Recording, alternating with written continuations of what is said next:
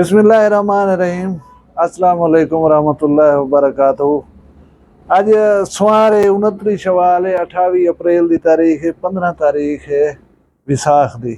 मैं मुमताज तारिक तुसां दे पे वक्री गाल उम्मीद करना सारे सज्जन खैर सलाह दे नाल होसो। कल मेरी वीडियो नहीं आ सकी, बहुत सारे दोस्त पुछदे पान। मैं खैर नाल सिंध है वदा सांगड़ सिंध अपने रिश्तेदारों को पुछते रह गए कि भाई ट्रैफिक की क्या सूरत हाल है, धरने शरने चलते पान। आखिर ने ठीक है सूरत हाल।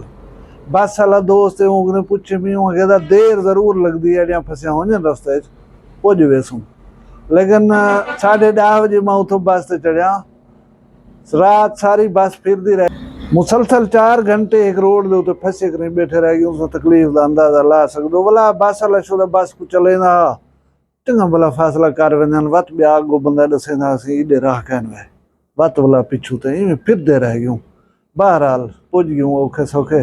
भला थकेड़ा इतनी मैं कल वीडियो नहीं बना सकिया। आज में हाजरी दी नीयत नाल लूटरा गाली तो नाल करने हां वो मैं कर गनो। एक तो गाल है कि वो बीबी तो मैंने नहीं आता वो मई बदबख्त निकल गई है इंडिया दे विच। सीमा हैदर दी गाल पे करना हुण तो सीमा सच्चन बनी होती है। उनके उत्ते मैं सब कने वड्डी जी गुस्सा है वो ये है कि हूँ दीन इस्लाम को तर्क कर दिता। हुण वो मोदी को चढ़े बुखार मेरे पाकिस्तानी जेरे निकल वजन मेरे मुल्क चो। हुण सुनिया से जो ई कोई आखे न तू मुल्क छोड़ दे सदा। हुण मैं को समझ नहीं आंदी कि केड़े वैसी इतना आवण जी जीत कह नहीं। बहरहाल जेड़े वजे असा कोई इन नाल या कह नहीं, लेकिन वो आदि मैं जी जींदी वाल ना वैसा। हुण देख तू वलदी है नहीं वलदी। बी गाल ये करनी तो नाल के मैं तो वीडियो दे दसाया एक जखड़ अपनी बीवी को वर्षे दे पैसे मिले हैं जरे वो न देवन दे उते कत्ल कर दिता सी, छुरिया मारदा है। कल उनकी रेलवे स्टेशन दे सरजापुर दे विच उथा फंदा लगी लाश जरी वो मिली है। बाद दे विच शनाख्त है कि वो शकूर जखड़ ना दा आदमी है। वो फांसी लगा खड़ा हुकूमत है ना।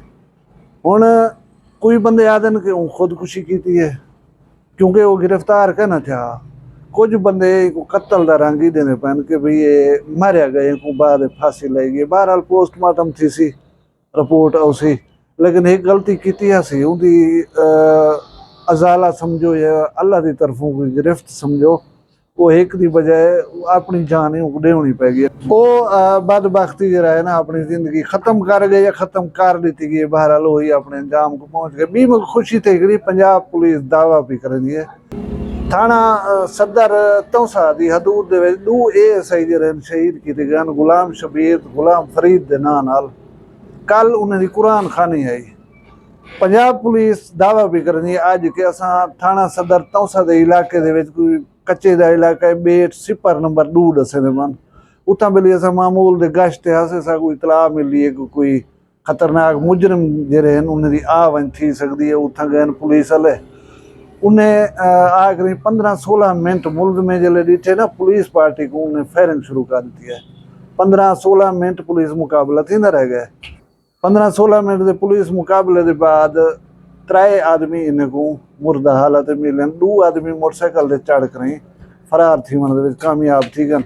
हुण वो दसे पैन कि एक बंदा रहमतुल्ला उर्फ रांझा है संजरानी कौम का बंदा है मुझे मारिया ने। ब्या फहद और फहदी चांडिया थी को मारिया ने। ब्या 3 आदमी जरा आसिफ उर्फ हाजी है यही संजरानी कौम का बंदा है।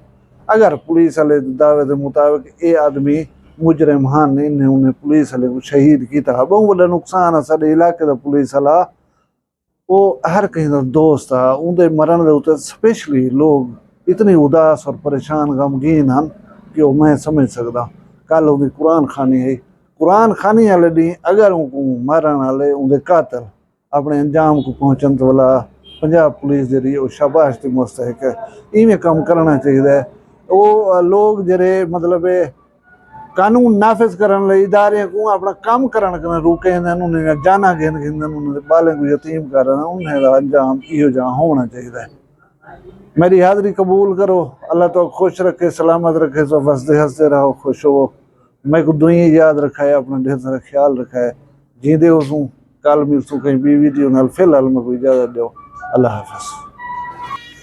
वखरा गाली वखरा चैनल सराइकी वसीब ते सच्ची रंग ਤੁਹਾਡੇ ਆਪਣੇ YouTube ਚੈਨਲ ਵੱਖਰੀ ਗੱਲ ਦੇ ਸੰਗ।